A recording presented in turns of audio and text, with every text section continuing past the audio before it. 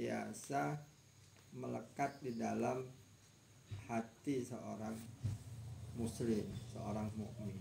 Sehingga ketika dia berada dalam situasi apapun, bagaimanapun dia bisa mengendalikan dirinya, dia bisa mengendalikan emosinya sesuai dengan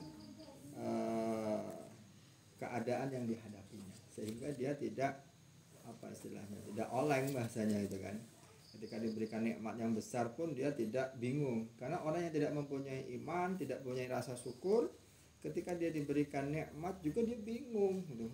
Akhirnya dia membelanjakan hartanya kepada sesuatu yang tidak ada manfaatnya. Dia beli ke pasar gitu kan. Sampai kita megang duit banyak ke pasar, tidak kate tujuan nak beli apa. Banyak tuh yang dibeli. Oh ini beli ini seolah-olah semuanya itu kita butuh. Setelah giliran nyampe rumah, wah ngopo tuku iki gitu kan. Ini apa fungsinya gitu kan. Enggak bermanfaat. Ya, itulah aplikasi daripada tidak ada rasa syukur gitu kan. Sehingga jiwa nafsunya itu yang mengendalikan, lebih menguasai diri kita. Makanya kita bersyukur gitu kan, ketika kita diberikan nikmat ya harus kita sisihkan supaya berkah, ya, kita keluarkan untuk zakat atau sedekah. Makanya ketika kita membiasakan diri kita, mungkin dalam pertemuan kita ada sedekah, ada infak, itu pun untuk hakikatnya melatih jiwa kita. Karena hakikatnya jiwa itu kalau tidak dilatih juga dia akan sulit untuk dikendalikan. Makanya dengan sedikit-sedikit itu pun kita latih gitu kan, dengan kebiasaan kita ini. Begitupun ke depan mungkin kita perlu juga ketika diberikan nikmat ya disisihkan sedikit-sedikit gitu kan. Mungkin bisa kita gunakan untuk yang lebih bermanfaat lagi. Jadi nikmat berkurban itu hakikatnya juga sesuai dengan keimanan seseorang. Seperti bagian dari ujian seseorang dalam Allah memberikan tingkat keimanannya. Ibaratnya orang sekolah itu antara SD, SMP, SMA dan kuliah itu pasti ujiannya berbeda-beda dan biayanya juga beda-beda gitu kan. Biaya ujian SD dengan SMP juga beda gitu kan. SMA agak lebih mahal lagi, apalagi kuliah gitu kan. Ujiannya tuh bayar gitu loh, bukannya tidak bayar ujian kuliah itu. S1, S2 lebih mahal lagi, S3 lebih mahal lagi biaya kuliahnya gitu kan. Ujiannya pun dia bayar gitu loh. Hakikatnya itulah pengorbanan dia untuk lulus dari tantangan ataupun ujian yang diberikan. Ketika dia berkorban, dia akan lulus dari ujian tersebut. Hakikatnya kan seperti itu. Nah, jadi ketika Allah memberikan ujian terhadap keimanan kita, maka di ayat ketika seseorang itu mengatakan apakah kamu beriman, saya telah beriman. Apakah cukup seseorang itu mengatakan dia beriman sebelum Allah mengujinya? Ujiannya itu butuh pengorbanan gitu loh. Pembuktian. Ya pembuktian itu dengan pengorbanan. Wis diuji adewe kon korban. Ya pengorbanan itu nilai daripada untuk bayar ujian. Ibarat sekolah tadi dia nak ujian bayar gitu kan. Nah, nilai pengorbanannya itu harus dikeluarkan dalam bentuk ya apakah materi, apakah waktu, apakah tenaga, artinya sesuatu yang harus diberikan. Nah, itu bukti keimanan itu dinilai oleh Allah Subhanahu wa taala.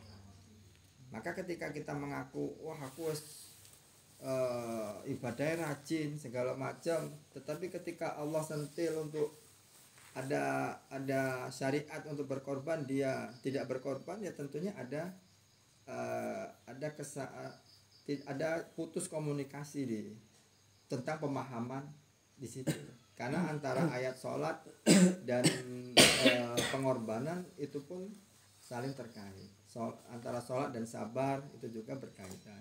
Memang sholat itu ibadah utama yang akan dinilai oleh Allah, tetapi juga rentetan bukti bahwa sholatnya itu benar, seharusnya dia akan mengaplikasikan ibadah-ibadah yang lainnya.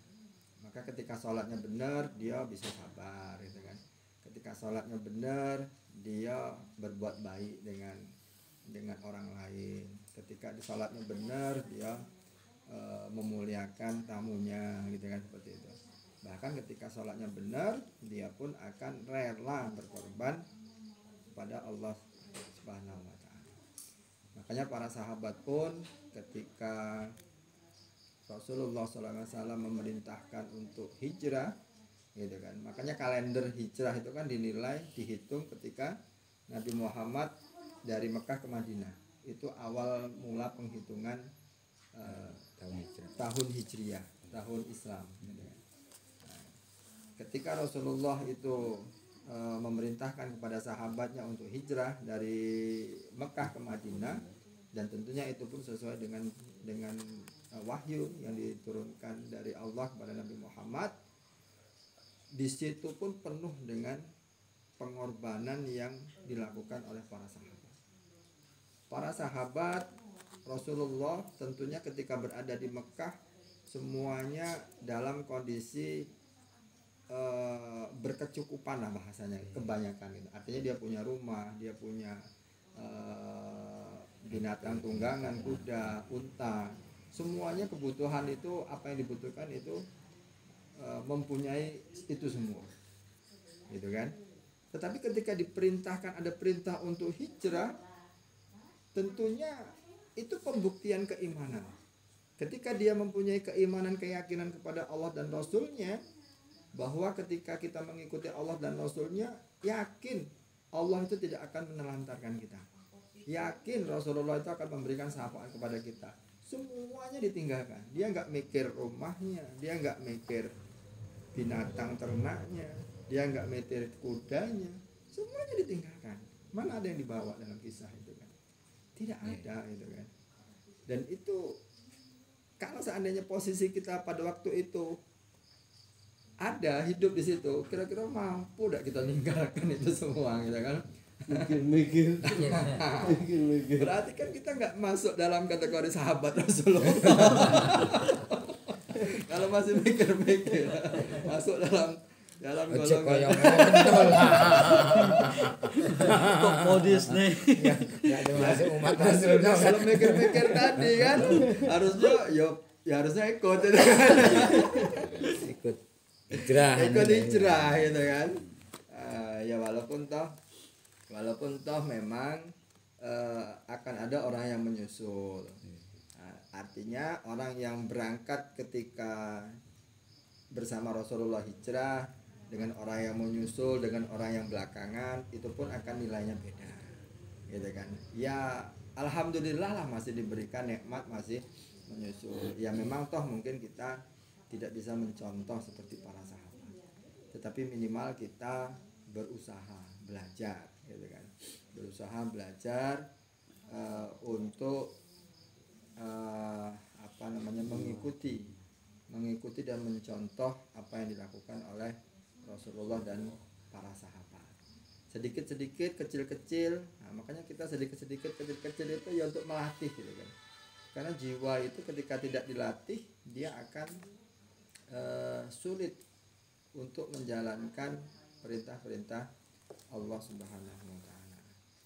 Begitupun ketika puncaknya pengorbanan tertinggi itu adalah apa yang dilakukan oleh Nabiullah Ibrahim alaihissalam. Nabi Ibrahim gitu kan, ketika diperintahkan untuk mengorbankan anaknya, itu pun tanpa berpikir dua kali. Ketika kita bayangkan Nabi Ibrahim itu sampai umur 80 tahun dia tidak diberikan keturunan. Tetapi Nabi Ibrahim senantiasa berdoa untuk diberikan keturunan anak yang soleh. Pas usia 80-an Allah ijabah doanya gitu kan, dan diberikan anak yang bernama Ismail. Ketika anak itu sekitar usia masih lucu-lucunya lah gitu kan, umur 9 atau 10 tahun gitu kan, perkiraan gitu kan. Itu kan anak yang masih ya menggemaskan lah kan, anak-anak SD kelas 1 kelas 2 mungkin perkiraan. Kelas berapa ya? Kelas 3 kelas 4 lah, sekitar 9 sampai 10 tahun. Butuh pengawasan. Iya tetap masih menyenangkan gitu kan di pandangan kita. Ketika lagi lucu-lucunya seperti itu, turun perintah Allah untuk menyembelih ataupun mengorbankan Ismail. Tentunya itu pengorbanan yang sangat besar yang dilakukan oleh umat manusia. Dan tentunya karena memang keimanan dan keyakinan Nabi Ibrahim kepada Allah itu luar biasa, artinya ketika dia melakukan niat itu sudah yakin Allah tidak akan menelantarkan, Allah tidak mungkin akan menyengsarakan gitu kan. Hakikat dari ibadah yang kita lakukan, walaupun toh ibadah itu menurut pandangan kita itu kayaknya kok berat banget gitu loh, gitu kan, kayaknya berat banget gitu kan. Maka ketika keyakinan itu tumbuh, ketika disembelih, ya Nabi Ibrahim nggak tahu ketika disembelih itu bakal diganti domba, nggak tahu gitu loh. Keyakinan dia ya mungkin ya mati gitu kan, tapi karena memang ketaatan dia kepada Allah itu mengalahkan nafsunya, dia lakukan itu dan Allah ganti dengan seekor kibas domba yang besar gitu kan. Dan itulah hakikatnya buah dari pengorbanan kita. Maka ketika kita yakin atas pengorbanan yang kita lakukan, apakah itu tenaga, waktu, pikiran, harta, bahkan mungkin nyawa kita, yakinlah Allah akan mengganti nikmat itu dengan yang lebih baik lagi. Allah akan mengganti nikmat itu dengan yang lebih besar lagi. Nah, dan tentunya untuk menjaga syukur dan sabar itu kita butuh kebersamaan, butuh suasana berjamaah. Kita tidak akan bisa menjaga situasi rasa syukur kita dan sabar kita ketika kita berada dalam kondisi sendirian. Kalaupun toh bisa, itu sangat sulit, itu kan, sangat sulit dan rentan untuk digoda oleh setan itu sendiri. Karena ketika kita sendiri itu ya berat, kemungkinan untuk menyeleweng itu akan sangat besar dengan rasa syukur dan sabar itu. Jadi alhamdulillah kita diberikan nikmat berjamaah, kebersamaan, walaupun mungkin dalam kondisi tidak sebanyak jamaah-jamaah yang lain gitu kan. Tetapi kita tingkatkan kualitas dari jamaah itu sendiri.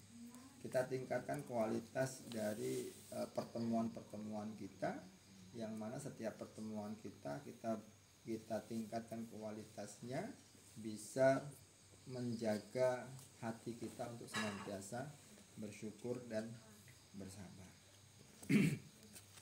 Kemudian yang perlu kita tanamkan juga dalam rangka untuk menjaga rasa syukur dan sabar kita, bahwa yakinlah gitu kan, setiap yang bernyawa itu pasti akan mati, setiap yang hidup itu pasti akan mati, dan Allah pada saatnya kelak juga akan mengambil jatah hidup kita, entah siapa yang duluan gitu kan, atau saya yang terakhir gitu kan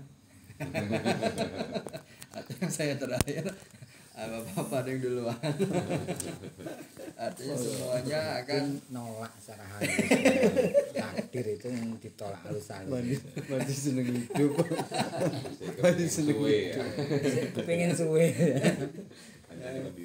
Ya, artinya semuanya harus bersiap siaga gitu kan. Dan ketika nanti di akhir hayat kita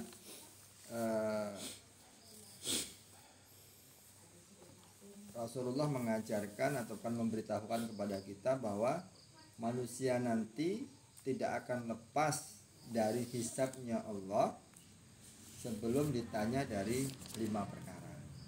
Mungkin kita singkat saja. Nanti ya mungkin saat kita dihisab itu kita akan ditanyai tentang 5 perkara. Yang pertama itu tentang umur kita, bahwa umur itu nanti akan dihisab dan akan ditanyakan untuk apa digunakan umur kita. Ya artinya ketika kita diberikan umur panjang, ketika kita diberikan umur masa produktif, artinya kan umur produktif itu kan umur ya 30 sampai 60 lah katakan. 30 sampai 60 itu usia produktif gitu kan. Karena kalau sudah 60 ke atas itu sudah mulai ya gimana kan umumnya menurun. Nah, artinya ketika Allah berikan nikmat produktif kepada kita, itu kita gunakan untuk apa? Apakah kita gunakan untuk beribadah kepada Allah, bersyukur kepada Allah, atau justru kita gunakan untuk sesuatu yang sia-sia? Kita gunakan untuk sesuatu yang tidak ada nilainya di hadapan Allah Subhanahu wa taala. Kebanyakan manusia kan waktu sehat digunakan mumpung sehat, kerja sing kuat ya kan. Kerja sing mempeng ya kan. Sehingga dia sibuk mengumpulkan dunianya hingga dia lupa untuk menjalankan syariat-syariatnya, menjalankan perintah-perintahnya. Sehingga ketika tiba waktunya sudah tidak produktif, baru dia sadar, baru dia beribadah. Ya insya Allah masih diterima, tapi kan itu nilainya akan berbeda, gitu kan. Dan nanti akan ditanya, dulu waktu sehat ngapain tidak? Tidak digunakan untuk maksimal beribadah kepada Allah. Nah, nanti pertama itu umur akan ditanya. Kemudian yang kedua itu masa muda. Masa muda itu berkaitan dengan umur tadi. Masa mudamu itu digunakan untuk apa? Masa muda tentunya insya Allah kalau masih di bawah 60 ini masih muda lah ya kan? Masih semangat jiwanya. Harus muda jiwane Di bawah 45 lah. ngarepe sik muda Mas, jiwane ketoke wis nyerah. Ya memang umumnya kebanyakan anak-anak muda itu terlena ataupun terbuai dengan masa muda. Justru saat muda seringkali orang berpikir digunakan untuk foya-foya bahasanya nih kan. Muda foya-foya, tua kaya-kaya, mati masuk surga. Penak men. Ya itu masuk aturannya dhewe. Kita yang bikin sepenak ya. Langsung penak. Ya, jadi artinya ya ketika masa muda itu kan masa produktif gitu kan. Maka ketika itu digunakan untuk kebaikan, itu akan nilai manfaatnya akan jauh lebih besar. Gitu kan. Nilai pahalanya juga akan jauh lebih besar. Nah, jadi masa muda akan ditanyakan. Maka ketika banyak masa muda kita yang memang banyak sia-sia, ya kita manfaatkan mulai sekarang ke depannya kita maksimalkan waktu kita untuk sesuatu yang bermanfaat dan bernilai ibadah di sisi Allah Subhanahu wa taala. Kemudian yang ketiga, ilmu yang didapatkan itu apakah sudah diamalkan. Nah, gitu kan. Nah, jadi ya kita bersyukur Allah memberikan kepada kita itu ilmu yang mungkin pas-pasan gitu kan. Jadi dapat sedikit kita amalkan gitu kan, dapat sedikit daripada Allah berikan banyak ilmu tetapi justru banyak yang tidak diamalkan. Nah, itu pun nanti akan menjadi pertanyaan di hadapan Allah Subhanahu wa taala. Ketika orang diberikan ilmu yang luas, ilmu yang banyak tetapi dia tidak gunakan untuk kebaikan. Dia tidak digunakan untuk memberikan pengajaran misalkan kepada masyarakat, kepada keluarganya, kepada orang lain, justru itu nanti akan menjadi perkara yang akan ditanyakan oleh Allah Subhanahu wa taala. Kemudian yang keempat dan kelima itu tentang harta. Jadi harta itu pertanyaannya dua. Harta itu kamu dapatkan dari mana dan digunakan untuk apa? Nah, Jadi ketika kita mendapatkan sebuah harta, sebuah materi, itu pun akan ditanyakan ini dapatnya dari mana? Dari usaha. Usahanya benar apa tidak, gitu kan? Akhirnya usahanya ada yang ngakali, kalau usaha juga, gitu kan? Wong maling juga usaha juga, wong merampok usaha juga, gitu kan? Bagian dari usaha. Bagian dari usaha.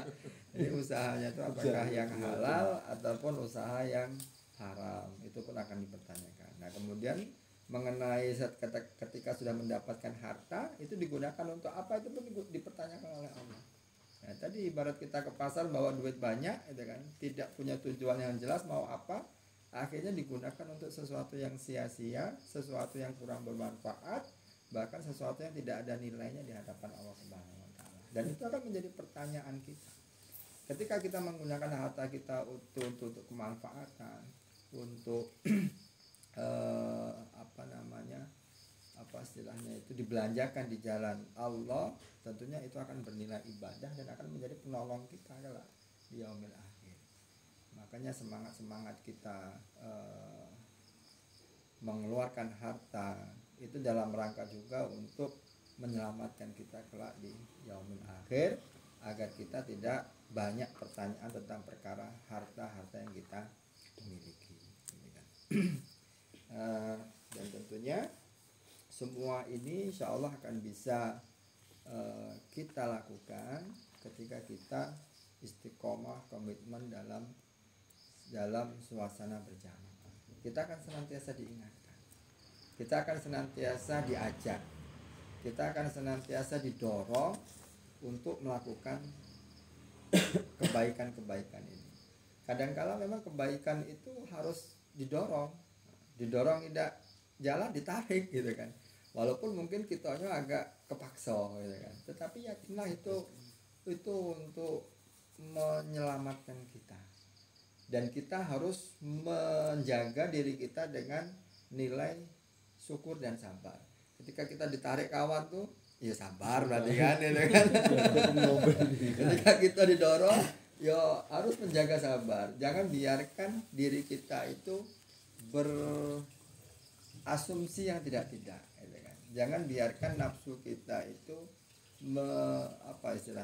menilai apa yang dilakukan oleh jamaah itu sesuatu yang kok kayak gini, berarti kan orang sesuai, mungkin tidak sesuai dengan ekspektasi ataupun harapan kita. Tetapi yakinlah itu semua untuk kebaikan kita bersama, gitu kan. Karena memang nikmat berjamaah ini pun adalah sebuah nikmat yang dihitung pahalanya oleh Allah Subhanahu wa taala. Amin. Maka ada sebuah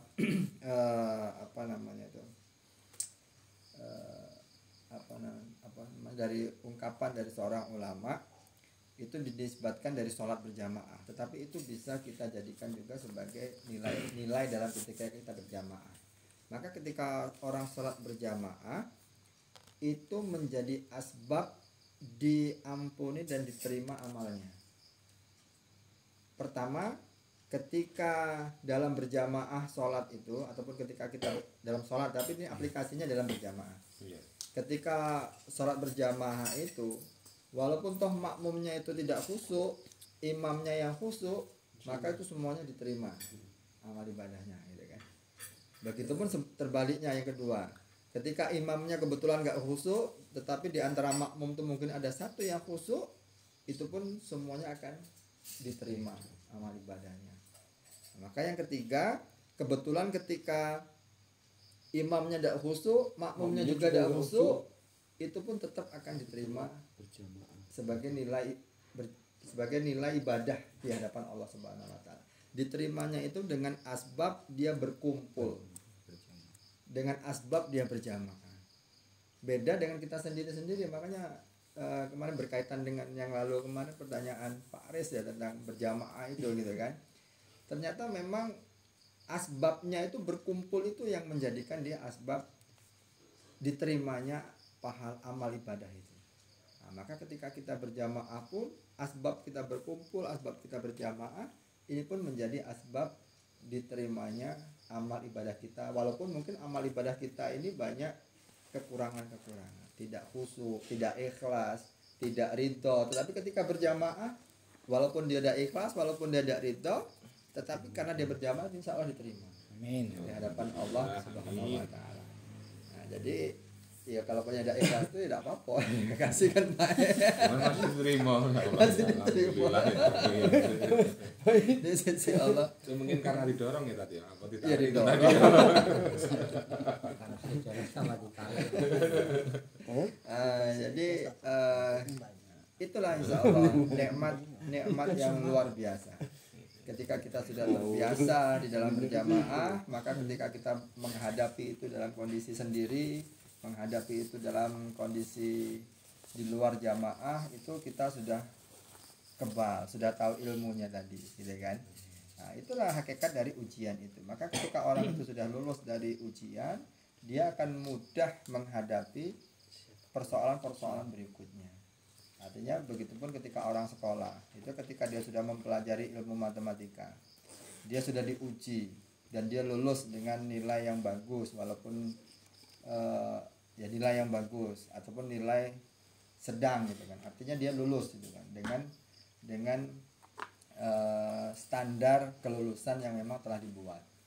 Maka ketika dia dalam kehidupan setelah dia tidak sekolah lagi, ya dia akan mudah menghadapi hitung-hitungan, menghadapi ini. Karena apa? Karena dia dulu belajar dan dia udah diuji, dan ujiannya bayar yang jelas gitu kan, dengan pengorbanan gitu kan. Dan beda dengan orang yang nggak sekolah.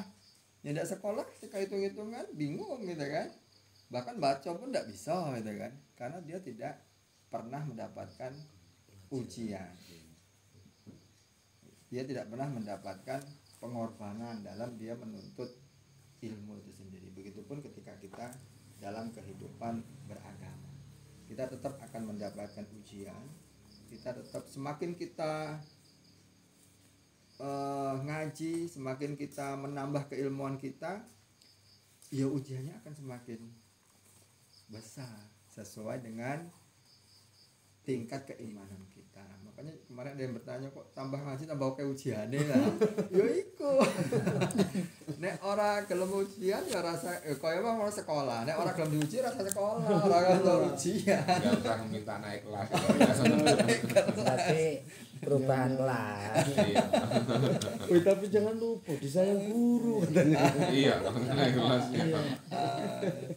Jadi sampai kita katakanlah tingkatan pendidikan itu sampai profesor. Profesor itu kan di atas S3 dia. S3 di atas doktor. Iya. Setelah dia S3 doktor, ada pendidikan lagi untuk mendapatkan gelar profesor. Dan itu pun setelah kita lihat ujian profesor, itu luar biasa. Dia harus membuat makalah apa-apa kan. Presentasi sebanyak 250 kali pertemuan. Dan dia harus mengajar selama 10 tahun. Itu salah satu syarat untuk mendapatkan profesor itu. Dia harus mengajar selama 10 tahun, kemudian dia membuat apa istilahnya itu makalah dan dipresentasikan sebanyak 250 kali gitu kan. Bukan mudah. Ya bukan mudah gitu kan. Nah, ya jadi artinya kita pun berusaha memaknai juga sebuah hadis bahwa hendaklah kita itu lebih baik dari hari kemarin gitu kan. Hari ini lebih baik dari kemarin dan hari esok harus lebih baik dari hari ini. Dan itu yang mendorong kita untuk terus memperbaiki diri kita, untuk terus belajar agar kita termasuk menjadi orang-orang yang beruntung kelak ketika di yaumil akhir. Walau salah mungkin ini yang bisa kita sampaikan. Mungkin terakhir sebelum saya tutup, sedikit kita insya Allah lah gitu kan, kita berdoa dengan dalam suasana kita bermajelis.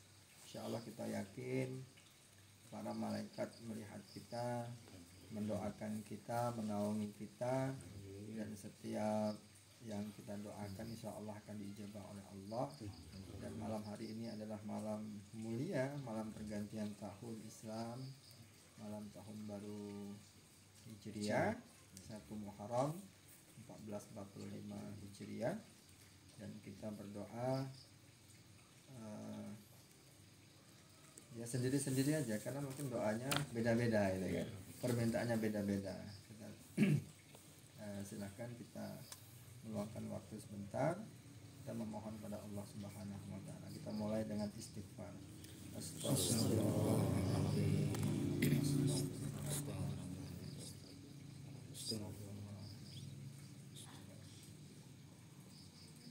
Kita bersalawat. Allahumma sholli ala sayyidina Allahumma sholli.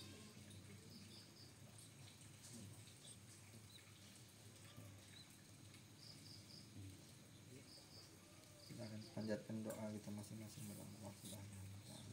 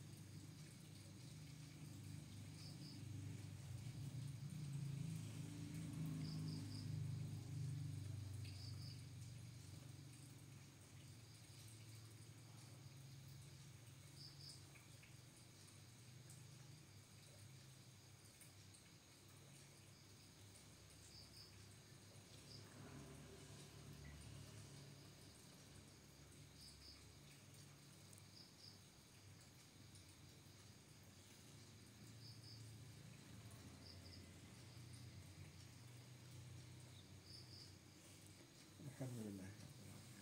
Amin. Tuhan telah memberikan keberkahan kepada kita semua, telah memberikan nikmat iman, nikmat Islam dan nikmat ukhuwah di antara kita semua, nikmat berjamaah hingga akhir hayat kita. Amin. Hadanallahu wa iyyakum ajma'in bila taufiq billahi fi sabilillah. Assalamualaikum warahmatullahi wabarakatuh.